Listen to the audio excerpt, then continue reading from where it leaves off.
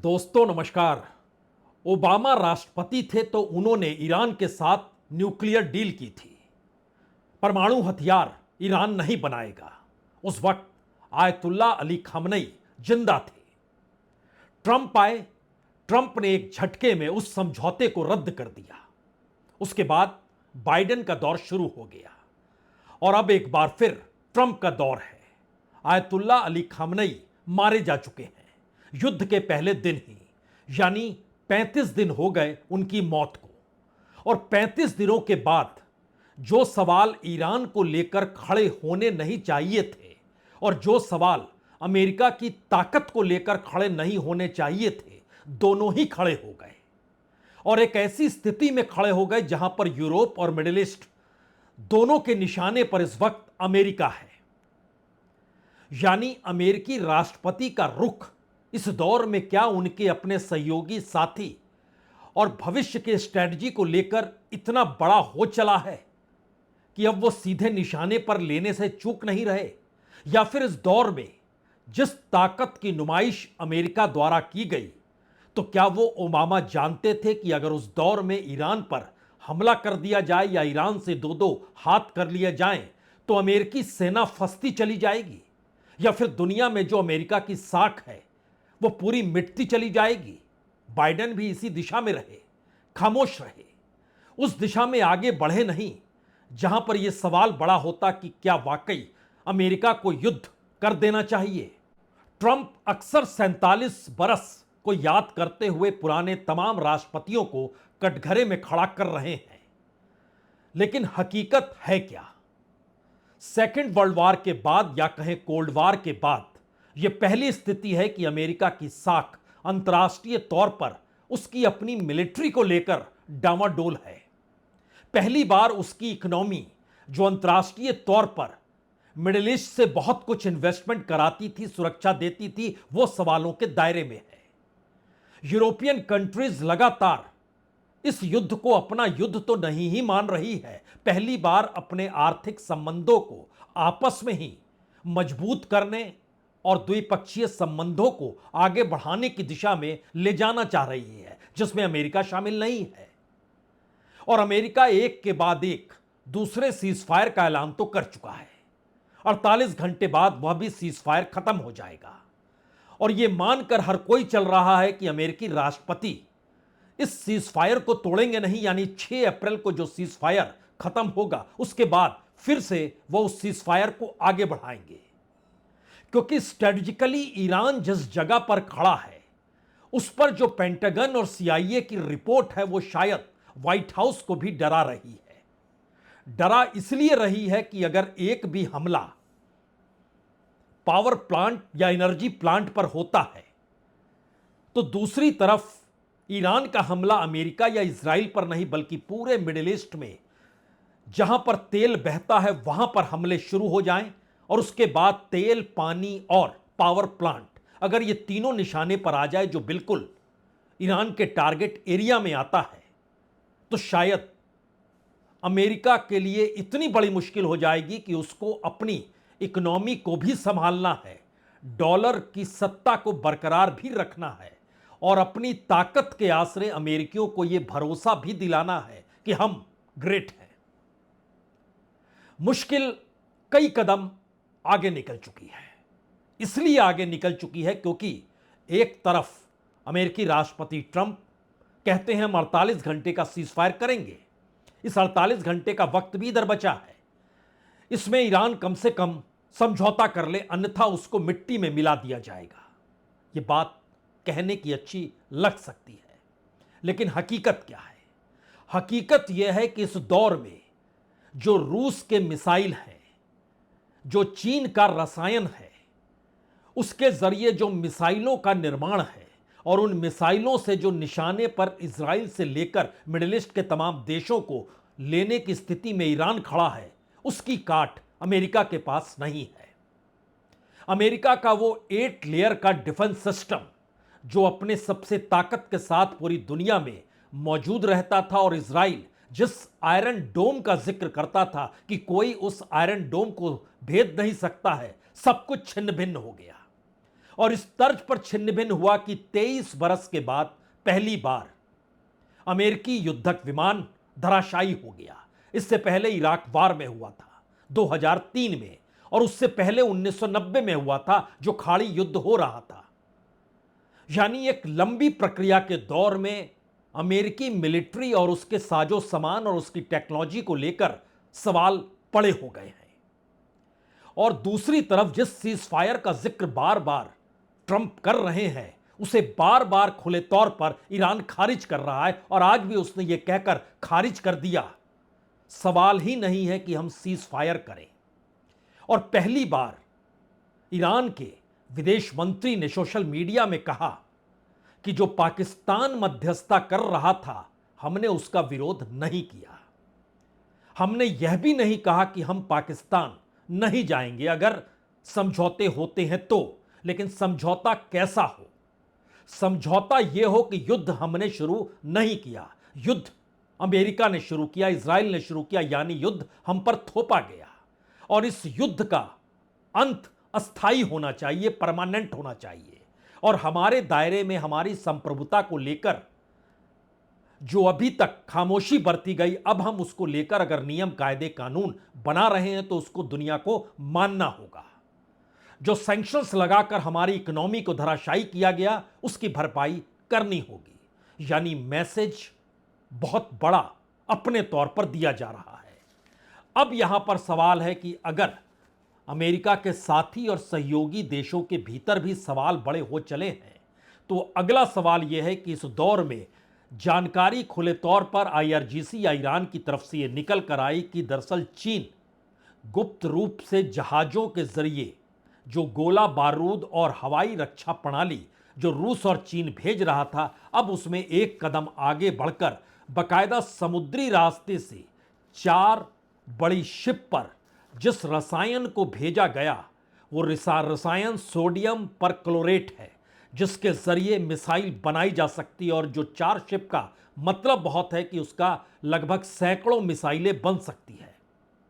यानी स्ट्रेटेजिकली चीन किस लिहाज से आगे बढ़ रहा है, यह भी समझने की जरूरत है, क्योंकि चीन ने एक 5 सूत्री शांति प्रयास भी दिया जो पाकिस्तान के साथ मिलकर सामने रखा। लेकिन दूसरी तरफ वो समुद्र के रास्ते 4 शिप जो भेज रहा है, जो पूरा समुद्री रूट है, देख लीजिए किस रूट के जरिए यह जहाज को भेजा गया है।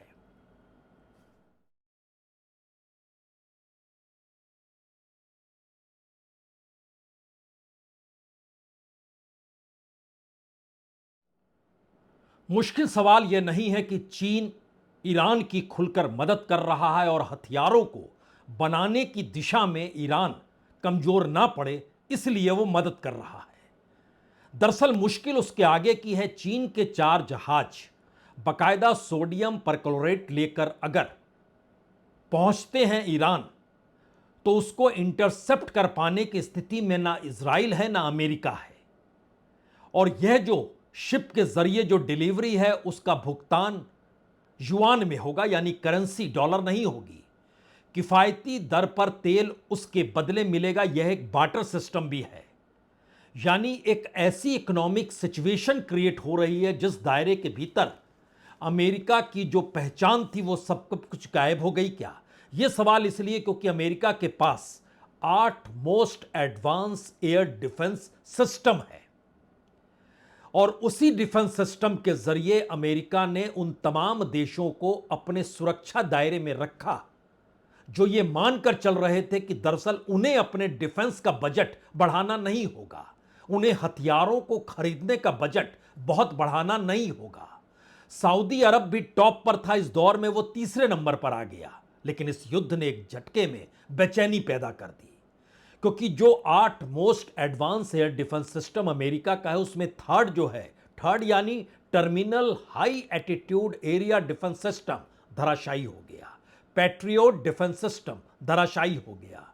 इजराइल का आयरन डोम धराशायी हो गया। और इन सब के बीच ईरान ने सिर्फ मिडिल ईस्ट पर 4,911 मिसाइलें दागी, 900 ड्रोन दागे। उसका भी जो रेशियो था वो शुरू में 94% तक था कि उतने मिसाइल अटैक नहीं कर पा रहे थे, उसको हवा में ही खत्म कर दिया जा रहा था। लेकिन जब 20वें 22वें दिन से स्थिति डगमगाने लगी और डिफेंस सिस्टम चकनाचूर होना शुरू हो गया, तो उसके बाद यह बढ़ते बढ़ते 32% पे आ गया, जो सफलता का रेशियो था। इसीलिए यह सवाल है कि अगर वार कम किए गए तो उसकी जो सफलता का परसेंट है वो पहले की तुलना में ज्यादा है। और इन सब के बीच जो बंकर्स में जितनी बड़ी तादाद में हथियारों की मौजूदगी है इस वक्त ईरान के भीतर, एक एक बंकर दिखलाते हैं आपको, देखिए जरा इसे।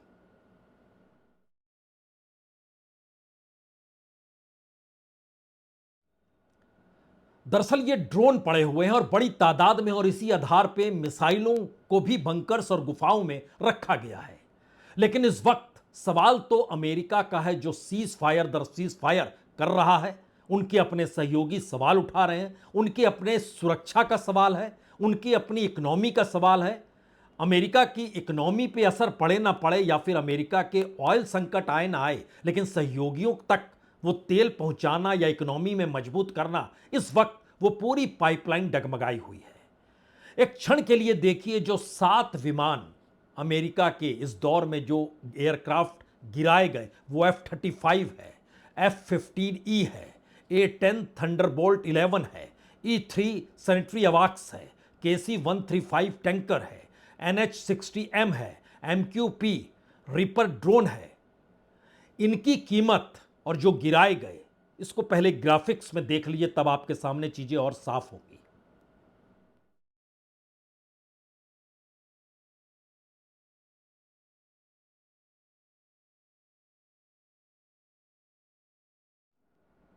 इस तरह से लड़ाकू विमान तो 1990 में जब खाड़ी युद्ध चल रहा था, तब अमेरिका के युद्धक विमान धराशायी हुए थे।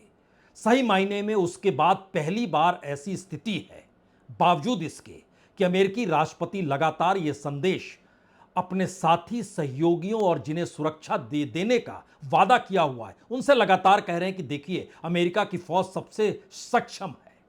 लेकिन सवाल है, चीन और रूस ईरान के साथ खड़े हैं, मदद भी कर रहे हैं, तो क्या अमेरिका का संकट सिर्फ इतना भर है? दरअसल बात उसके आगे इसलिए निकल गई है क्योंकि अब सवाल इस पूरे युद्ध के उस फाइनेंशियल लड़ाई में तब्दील होने का है, जिस दिशा में न सिर्फ ईरान की सरकार बल्कि अब मिलिट्री या कहें रिवॉल्यूशनरी गार्ड भी बढ़ गए हैं। और रेवोल्यूशनरी गार्ड चाहते हैं कि अब युद्ध के लिए उन जगहों से पैसा भी बटोरा जाए, सहयोग भी मांगा जाए, जिसके जरिए उनकी अपनी स्थिति मजबूत बनी रहे। और इसके लिए अमेरिकी डॉलर नहीं, बल्कि एक डिजिटल टोकन का उपयोग, जिसको कहते हैं यूएस डॉलर तेथर, इसका इस्तेमाल किया जा रहा है। यह दरअसल टोकन अमेरिकी डॉलर से जुड़ा भी है, यह डॉलर को ट्रैक भी करता है, डॉलर का संदर्भ भी देता है। लेकिन यह दरअसल ब्लॉकचेन, ट्रॉन ब्लॉकचेन पर टिका हुआ है, और 3 सेकंड के भीतर यह पैसा बैंकों में स्थानांतरित भी हो जाता है। लेकिन अमेरिकी बैंकों को यह नहीं छूता है, और स्विफ्ट के माध्यम से भी यह नहीं चलता है, न्यूयॉर्क से होकर नहीं गुजरता है, फेडरल रिजर्व द्वारा इसे फ्रीज भी नहीं किया जा सकता है। यानी एक तरफ यूएस डॉलर तेठर है, और दूसरी तरफ जो करेंसी और जो तेल की कीमतों को लेकर नई चीजें ईरान निर्धारित कर सकता है, वह भी परेशान करने का सबब है। यानी सहयोगी अगर इस बात का जिक्र करने लगे कि आप सीज फायर क्यों बढ़ाएंगे, जो खास तौर से मिडिल ईस्ट की कंट्रीज है, उसमें सऊदी अरब और यूनाइटेड अरब अमीरात तो खुले तौर पर यह कहते रहे कि अमेरिका सीधे उस युद्ध को करे जिसमें पूरे तरीके से ध्वस्त कर दिया जाए ईरान को। लेकिन अमेरिका इस हकीकत को जानता है, उस दिशा में वो बढ़ेगा तो उस इकोनॉमी और उस जगह पर हमले शुरू हो जाएंगे जिसको वो बचा पाने में सक्षम नहीं होगा। और वो इजराइल भी हो सकता है, और वह मिडिल ईस्ट के देश भी हो सकते हैं, यानी अरब कंट्रीज भी हो सकते हैं। यहां पर 2 सवाल अमेरिकी प्रशासन के भीतर भी है। पहला सवाल तो यह है कि सऊदी अरब तेल के बाजार को जो नियंत्रित करता है, अगर ईरान होर्मुज पर कब्जा करते चला गया और फिर वह एक लिहाज से पूरे तेल की कीमतों को ही निर्धारित नहीं करेगा, बल्कि अरब देशों के बीच कौन सा बिजनेस किस वक्त हो, कितना तेल आवाजाही हो, मार्केट में तेल की कीमत क्या हो, सब कुछ वही तय करने लगेगा। और यह नियंत्रण ईरान का नहीं होना चाहिए, इसीलिए अमेरिकी राष्ट्रपति ट्रंप बार बार एक ढील दे रहे हैं। शायद वो दुनिया को बता रहे हैं कि हम उस जगह पर पहुंचे जो हमारे अपने डायलॉग्स हैं कि हम उन्हें पाषाण काल में ले जाएंगे या मिट्टी में मिला देंगे, जो उन्होंने आज भी एक ट्वीट किया। देख तो लीजिए।